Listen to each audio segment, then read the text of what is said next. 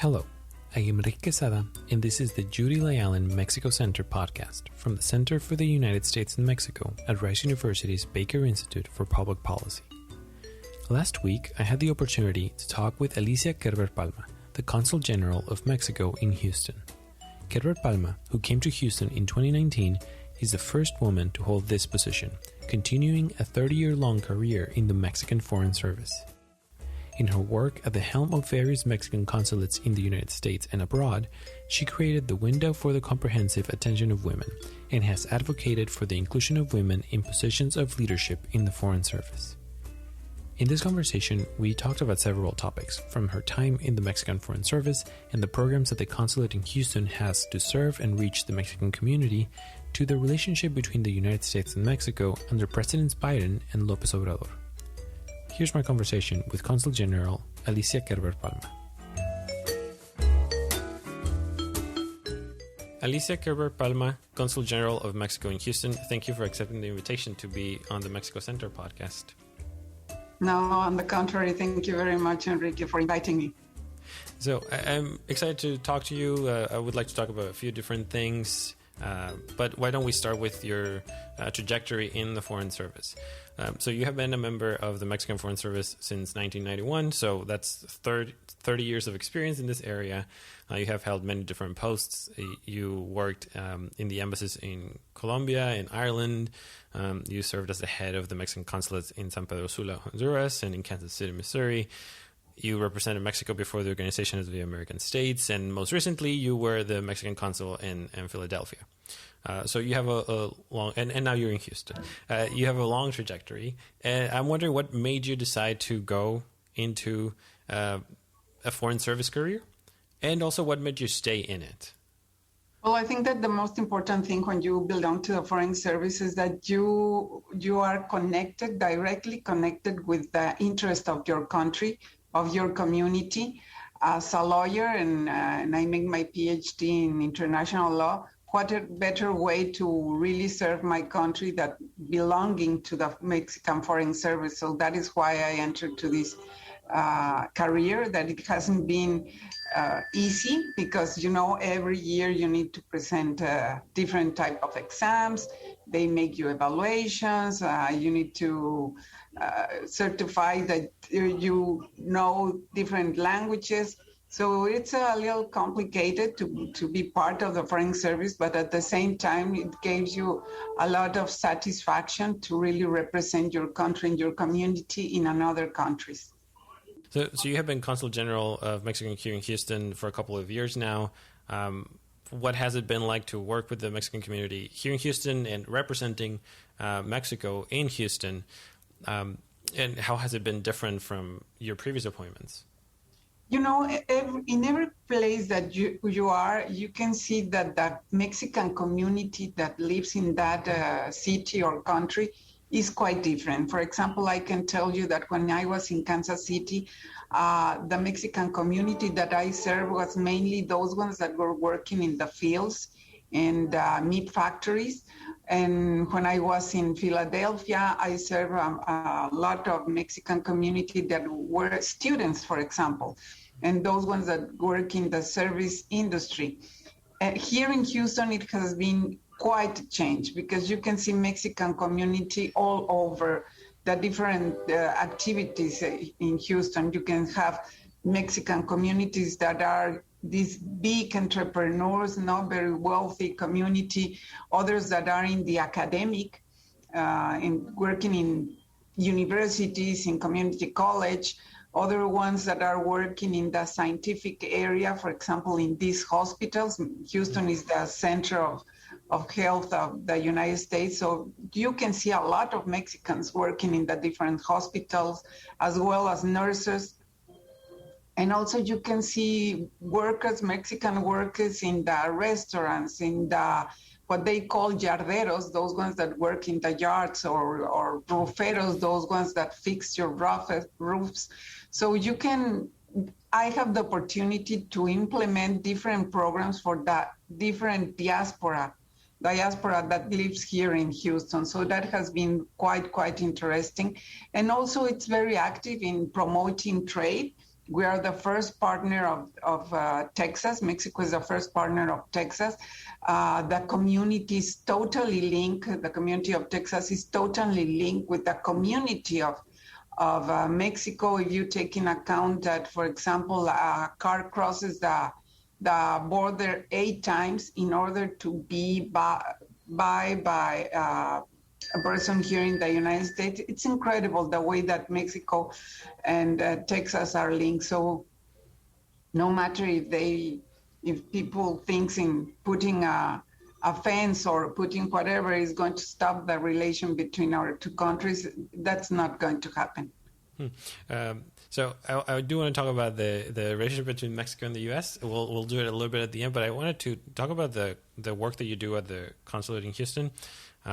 Well, first, the Consulate has a new location now. I think a few months ago. Was it in May or June that you guys moved? We moved on June of this year, and it was so amazing because the last building that we have, the previous building, it was getting a little bit small for the number of members of the community that come to the Consulate. So we moved to this very brand and new building that really represents the different, as I told you, the diaspora, the Mexican diaspora, the different members of the Mexican diaspora that lives here in Houston. Yeah. So was this decision basically about the number of people that you were getting every day, and that it was too small a space? It was a small space. Mainly our community was complaining because they didn't have a space where they can park.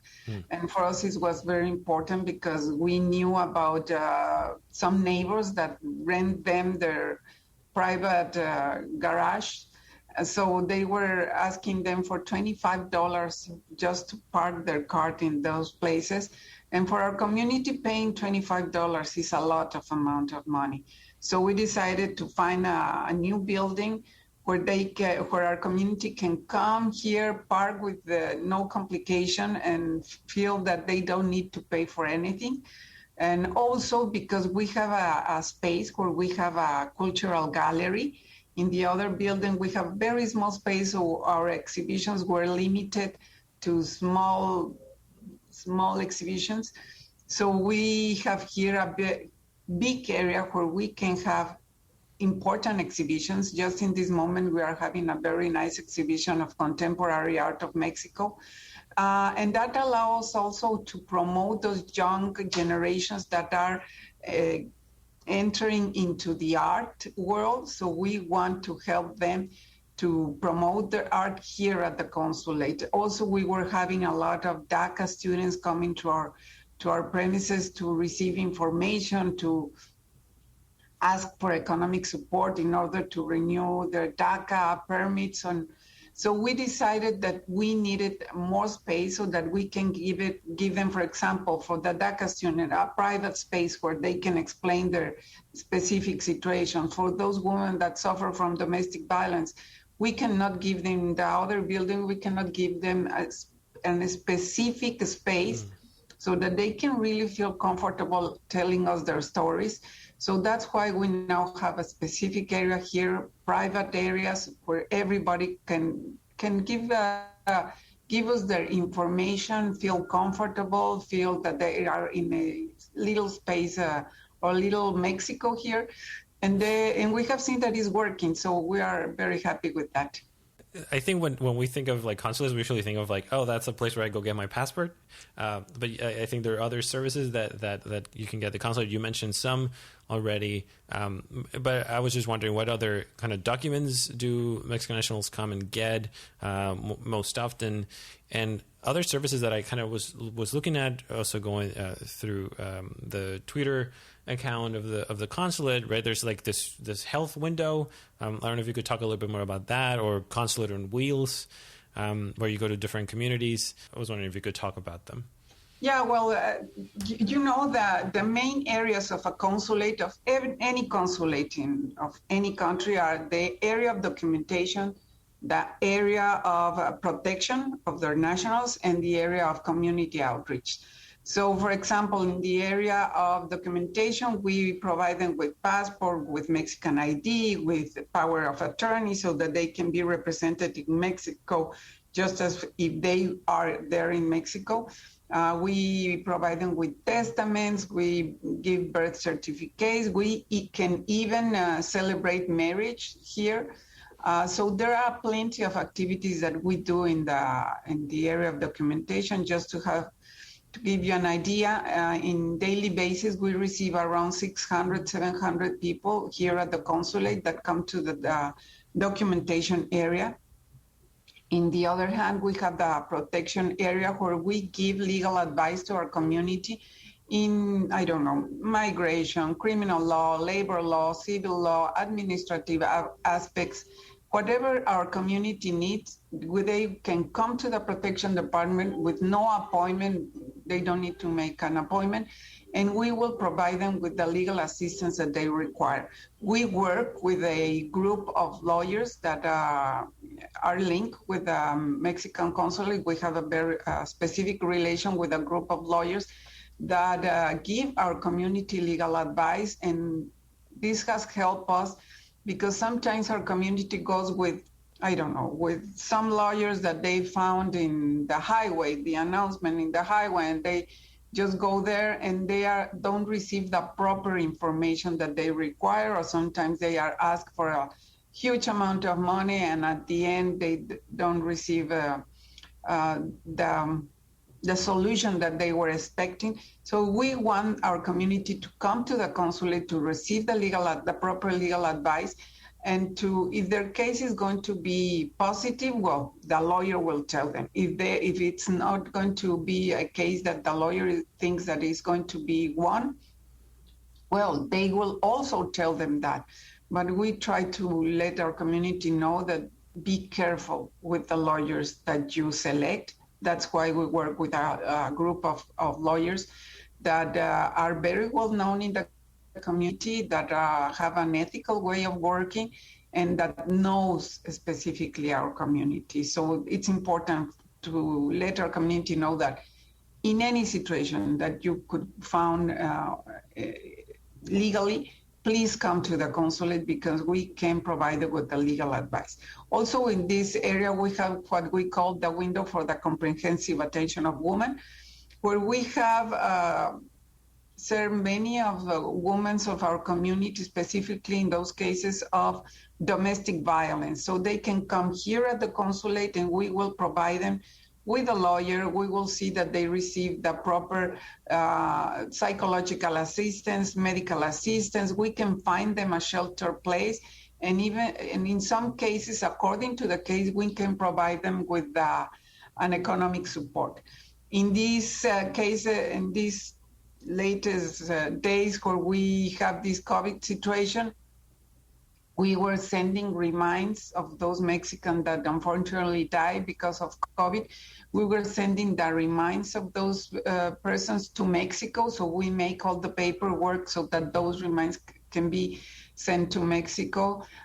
We also have a very strong relation with different law enforcement authorities that allow us to better serve our community. So we have a good relation with the law enforcement authorities. It will be more easy for us to make a call and ask for a specific case. We also have an important network. We built an important network with strategic allies in order that relations can help us multiply our resources, but mainly to multiply the results of the different programs that we have in the protection area.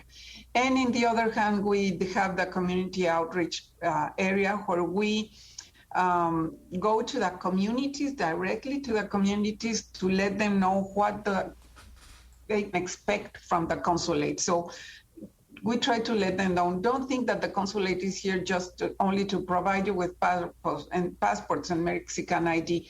We have plenty of programs and services that can help you have a better way of life here in the United States. For example, we have programs, educational programs. They can finish their elementary, middle school, high school through online, and they will receive a Mexican certificate totally free. So that's some of the advantage that we have in education. In health, we have a health window where we were the first consulate among the 50 consulates that Mexico has in the United States that was able to provide with our community with COVID tests. You know, when the beginning of COVID, everybody needed a COVID test.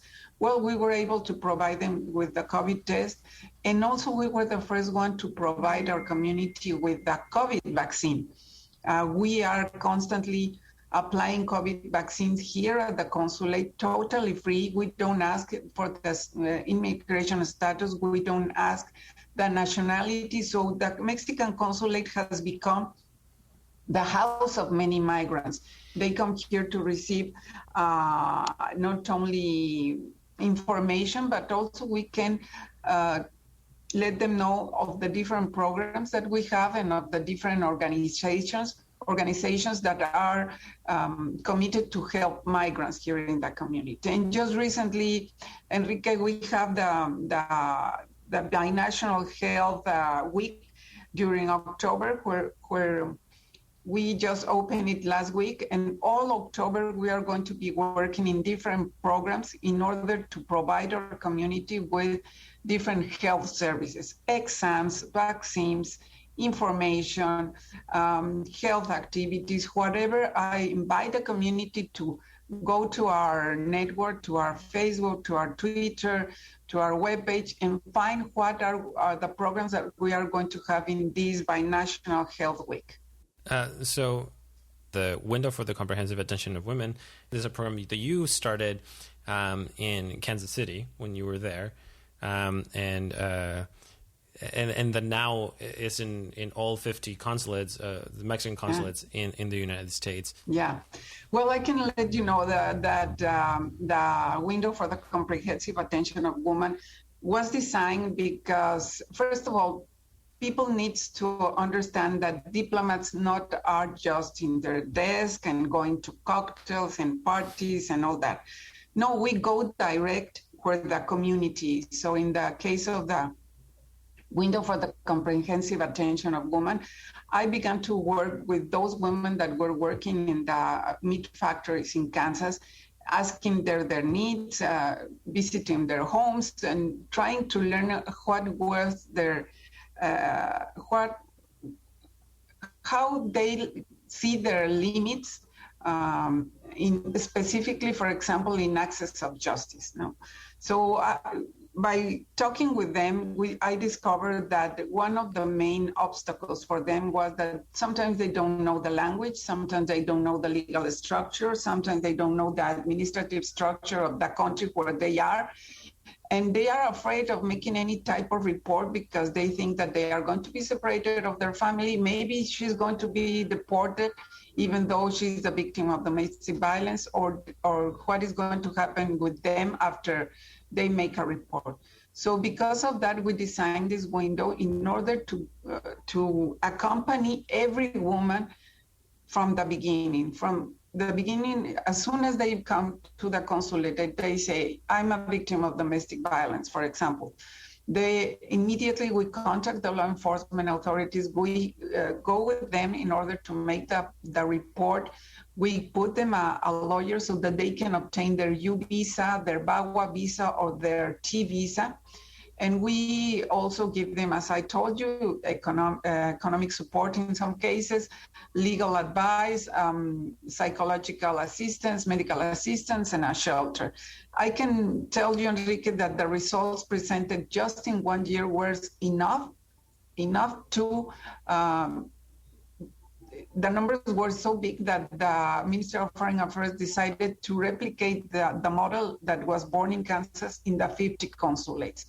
And in this year, just in 2020, the different consulates working with the Window for the Comprehensive Attention of Women have been able to help 13,000 women here in the United States. So that's a huge number. But I think that if in those places where there are women as consul generals, those are the ones that have the better results. So it's necessary to really focus more in applying a gender view in the different services and programs that the Ministry of Foreign Affairs has. And that is why also that in 2020, the Ministry of Foreign Affairs adopted the Mexican feminist foreign policy. That is, it is understand that now all the services and programs that are applied in any representation, the Mexican policy in general, need to have a gender view. So that is very important because when you have any type of negotiation, a bilateral negotiation, a multilateral negotiation, countries will know that your first goal is going to really reach for equality because you have this feminist foreign policy. So I think that this has been the result of the work done by many women that had worked in the Mexican Foreign Service for many years. So for us, that the minister has heard our proposals and our concern has been very important, and to adopt this Mexican foreign policy, feminist foreign policy in 2020, well, it's important. The goal now is to continue working with a gender perspective in order to pass from the rhetoric talks to the actions, to concrete actions. And that is why, for example, here at the Consulate of Mexico in Houston, we are working very close with organizations that advocate on women's rights, but also an LGBT community. So I think that that's a better way to make it very active, this Mexican feminist foreign policy. So I wanted to ask you a question about the U.S.-Mexico relation. I read in an interview that you did with the Houston Chronicle that your priorities coming here to Houston included the economic relationship between Mexico and the United States, particularly Houston, of course, including the energy sector. As you said, Mexico is the largest U.S. trading partner, also of Texas specifically. And I think this is important given the uncertainty, I think, that we see of Mexico's trading partners in regards to the López Obrador administration specifically, whether that is because of steps to walk back the energy reform that was passed during the previous administration, what appears to be a more discretionary approach to governance of it makes it hard to predict what the government will do next and how that would affect investments, the turn to kind of a nationalistic energy policy and reliance of Pemex, and the lack of a government response in terms of economic policies to deal with the economic impacts of COVID-19. So overall, there's uncertainty, whether we see it in the newspapers, right? We hear it in the news, or we hear similar concerns from those who are part of our center's audience. What do you say to these concerns, given that Mexico is such an important trading partner of the U.S., right?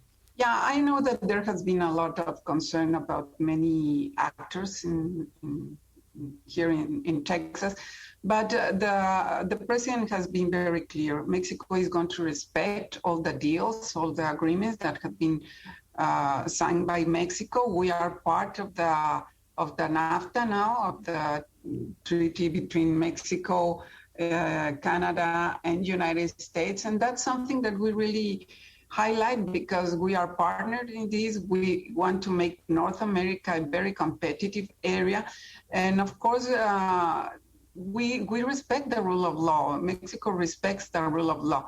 Something very important to highlight is that Pemex has a representation here, an office here in Houston, and also the Comisión Federal de Electricidad has a very important representation here in Houston. So that shows that we are committed to really continue working with Texas and with the United States as partners. So people doesn't need to be afraid. The agreements are going to be fulfilled as they were signed. You have been in the Foreign Service again for 30 years, so you have seen administrations come and go on both sides of the border, right? I'm kind of curious about how do you see the relationship between the U.S. and Mexico today under the administration of President Biden on the one hand and President López Obrador on the other? How do you see the relationship today? Well, I think that every administration has different way of working. The historic moment of every administration is quite different, but I think that the goal of Mexico and the United States is to continue to improve the good relation that we had during several years. So as you can see now, we have a very strong dialogue with the North American authorities that just tomorrow, I think it's the President López Obrador is going to have a meeting with Mr. Blink here of the United States. And the idea is to continue having these talks in order to really face the causes of migration, not only to try to solve it with, programs that don't see the real causes that make people leave their country. So that's something that we really prized in this administration. And the dialogue is open. We just recently, the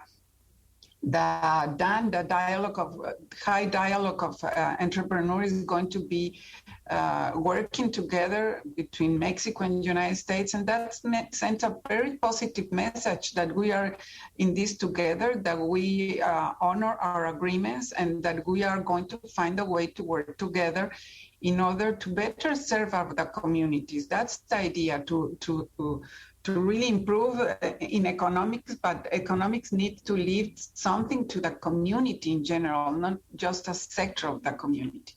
So lastly, Mexico has had a consulate in Houston for 100 years now. You are the first woman consul general in Houston. And kind of thinking back to the gender issues that you were discussing, what is it like to be the first woman consul general in Houston? What does it mean for the services that the Mexican community can see? I think that it is said that you learn from your mistakes. So I think that, it's a joke. That's what Houston has learned. No, but I'm joking. Being the first woman in front of this very important Mexican consulate in the United States is something that really sends a very positive message, not only for women in general, but mainly to the women that are part of the Mexican Foreign Services, because there are a lot of women that are expecting to really be in certain positions. And in the Mexican Foreign Services, many of us have been working in order to try to break these glass ceilings that hadn't helped us to raise to those levels. We are still in disadvantage because from 173 ambassadors and consul generals, less than 40 are women. So that means that we still need to continue, paving the way for the future generations of members of the Mexican Foreign Service. That's my commitment in these moments, to help the new generations to really reach their goals. And in the other hand, when you put a woman in front of an embassy or in front of heading a general consulate, I think that it also sends a message to the community that equality needs to really be faced in a very serious way, and that Mexico is committed, at least the Mexican Ministry of Foreign Affairs is committed in doing that. So in this moment, there are many women that are heading Mexican consulates. Alicia Kerber Palma, Consul General of Mexico in Houston. Thank you so much for answering these questions and for your time. No, thank you so much, Enrique. And whenever you want me, I'll be there, just like the song. That was Alicia Kerber Palma. That is it for this episode. Thank you for listening to the Judy Lay Allen Mexico Center podcast. Thanks to Lisa Huacatang, our program manager, and to Tony Payan, the director of the Center for the United States and Mexico at Rice University's Baker Institute for Public Policy. Special thanks to Judy Lay Allen for her generous support of the work we do at the center. You can visit our website at bakerinstitute.org/Mexico, where you can find our latest publications. Views and opinions expressed in this podcast are those of the guests and the host and do not necessarily reflect those of the center. If you have any comments or suggestions, you can email us at usmexicocenter@rice.edu. We would love to hear from you. Mexico Centered is available on Apple Podcasts, Google Play, Stitcher, Radio Public, and Spotify. You can subscribe through your favorite podcast app to receive all of our new episodes directly on your phone. I am Enrique Quesada, and we'll see you next time.